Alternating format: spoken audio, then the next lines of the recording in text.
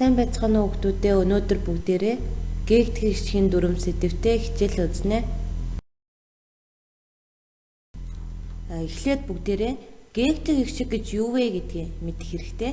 Гээгдэх хичээг гэдэг нь үгэнд залгуур залгахад балархай хичээлийн дүрм ёсорч хаардагдахгүй болж хасагдах хичээг гээгдэх хичээг гэж нэрлэдэг юм байна. Гээгдэх хичээлийн дотроо 3 дүрмтэй. Одоо бүгдээрээ 4 тус бүрээр нь үзье. Дүрм 1. Гээгүүлэгчээр төгссөн үгэнд урт ичгээр эхэлсэн залгуур залгахад уг үгийн эцсийн гээгүүлэгчийн өмнөх балархай хичээг гээгдэнэ. За энэ дээр эг нэмдэг нь тэнцүү эг гэсэн байгаа. Эг гэдэг нь бол их шиг, г гэдэг нь бол гээгүүлэгч гэсэн үг. За шар өнгөөр бол балархай хичээг, улаан өнгөөр гээгүүлэгч болон урт ичгийг тэмдэглэсэн. Жишээлбэл олон гэсэн үгийн араас оос гэсэн нөхцөл залгахад олноос гээд энийн өмнөх о балархай хичээг маань үүрэггүй болоод гээгдэж байгаа юм аа. За дараагийн үг нь авар гэсэн үгийн араас аад гэсэн нөхцөл залгаад авраад гэсэн үг бий болсон бөгөөд эрийн өмнөх а балархай хичээг маань үүрэггүй болоод гээгдэж байна. Дараагийн үг нь бол суртал гэдэг үг. Суртал гэдэг үгийн араас ар гэсэн нөхцөл залгахад суртлаар гээд элийн өмнөх а балархай хичээг маань үүрэггүй болж гээгдсэн. Дараагийн үг бол нутаг гэсэн үг. Нутаг гэсэн үгийн араас ин гэсэн нөхцөл залгахад нутгийн гээд г-гийн өмнөх а балархай хичээг маань үүрэггүй болж гээгдэнэ гэсэн үг. Дараагийн үг бол дэвтэр гэсэн үгийн араас эр гэсэн нөхцөл залгахад дэвтрээр гээд эрийн өмнөх балархай хичээг маань үүрэггүй болж гээгдэж байна. Одоо бүгдээрээ дүрм нэгэ баттгая. Зураг гэсэн үгийн араас эг гэсэн нөхцөл залгахад энэхүү хоёр баг нь байгаа. Зөв үгийг дэвтэртэй хуулан бичээрэй. Дараагийн үг дүрм гэсэн үг байгаа. Дүрм гэсэн үгийн араас гэсэн нөхцөл залгахад хоёр баг нь байгаа. Аль зөвийг бичнэ гэсэн. Мөн аратан гэсэн үгийн араас аас гэсэн нөхцөл залгахад хоёр баг нь байгаа үгийн аль зөвийг дэвтэртэй хуулан бичнэ. Дүрм 2. Игээс бусад богино ишгээр буюу а, о, ө гэсэн ишгээр төгссөн үгэнд урт ишгээр эхэлсэн залгуур залгахад төгсгөдлийн балархай ишиг гээгдэнэ. Энийг дээр нэмдэг нь тэнцүү гэж бичсэн бөгөөд богино балархай хичээг гээгдэж байгааг ингээ улаан ташуу зураасаар тэмдэглэсэн байгаа. Шар өнгөөр богино хичээг, улаан өнгөөр урт хичээг тэмдэглэсэн. Жишээ нь чарга гэсэн үгийн араас гэсэн нөхцөл залгахад чаргыг гээд а богино хичээг маань гээгдэж байна. Дараагийн үг сэтг гэсэн үгийн араас гэсэн нөхцөл залгаад сэтгээд буюу богино хичээг маань үүрэггүй болж гээгдэж байна. Өмнө гэсэн үгийн араас өөс гэсэн нөхцөл залгахад өмнөөсгээд балархай хичээг маань богино хичээг маань гээгдэж байна. Дорго гэсэн үгийн араас гэсэн нөхцөл залгахад доргыг гээд богино хичээг маань гээгдэж байна. За одоо бүгдээрээ дүрм 2-оо баттгая.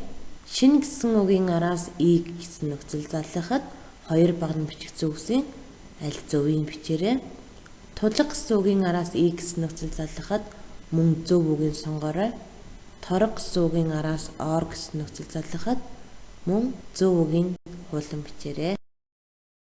За бүгдээрээ дүрм 3-ыг маш сайн анхааралтай харж сонсоорой. Гээгүүлэгчээр төгссөн үгэнд гээгүүлэгчээр эхэлсэн залгуур залгахдаа өмнө нь их шиг жиргэлбэл мөн үгийн эцсийн гээгүүлэгчийн өмнөх балархай хичээг гээгдэнэ. Шар өнгөөр балархай хичээг, улаан өнгөөр богино хичээг тэмдэглэсэн. Дээр нэмдэг нь тэнцүү гэсэн байгаа.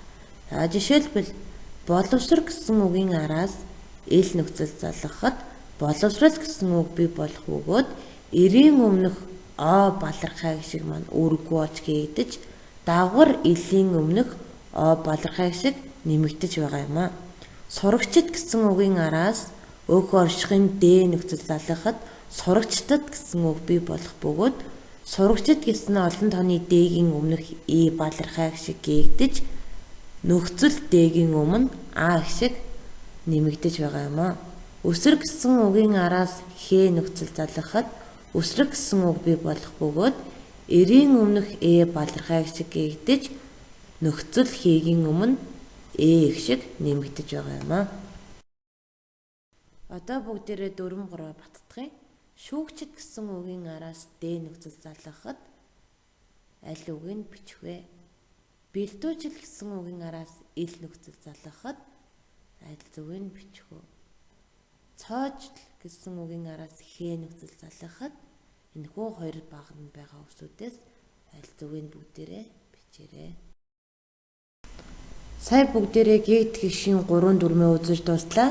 Одоо 4 тус бүрээсээ зөв бичсэн үгсүүдэд харцгаая. Дүрм 1 зургийг, дүрмийг араатнаас. Дүрм 2 шинийг, тулгыг торгоор. Дүрм 3 шүүгчдэд бэлдүүчлал, цоожлох гэсэн үгсүүд маань бүгд зөв үг гэжээ. За та нар буруу бичсэн бол зөв үгсүүдэд хуулан бичиж аваарай. За бүгд буруу бичсэн үгсээ дэвтэртээ хуулжсан бах. Одоо дараах ихийг уншаад гэгт гişin дүрмтэй үгсүүдийг олоорой. Их байглаа хамгаалъя.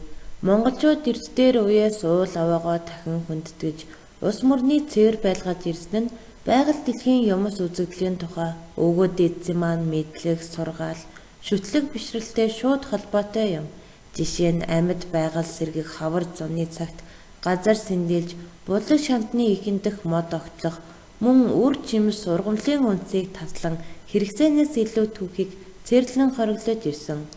Уул ус ой мод амьтантай буруу харилцвал муу зүйлдээ учирдаг гэж итгэдэг. Их байглаа хамгаалъя ихэд нийт гэгт гişin дүрмээр бичигдсэн 8 үг байгаа. Мөрнийг, үзэгдлийн, дээдсийн, бишрэлтэй, огтлох, ургамлын, үндсийг таслан гэсэн үгс байгаа шүү. Гэрийн даалгаварч юу гэхээр дараах үгсийн араас ийн нөхцөлийг залгаарай.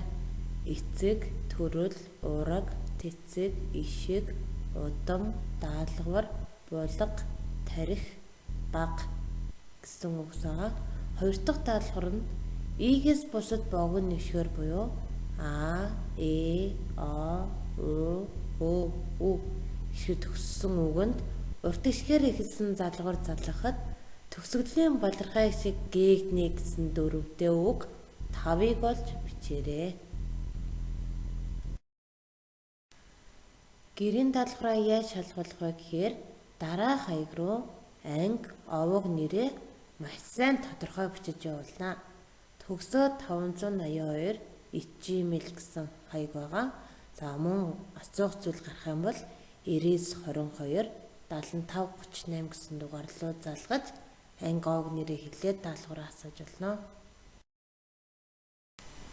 Хичээлдээ идэвхтэй оролцсон сурагчдаа баярлалаа.